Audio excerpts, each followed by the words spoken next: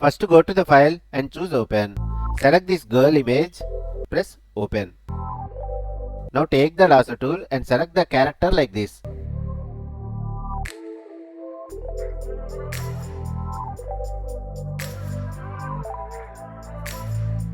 Then click on the mask button below, right click on this layer mask thumbnail and choose select 10 mask.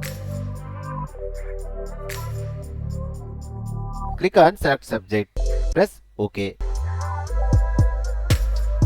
Now press on the refine hair option, enable decontaminate colors, change the output mode to new layer with layer mask, press OK. You can insert any background or any color here.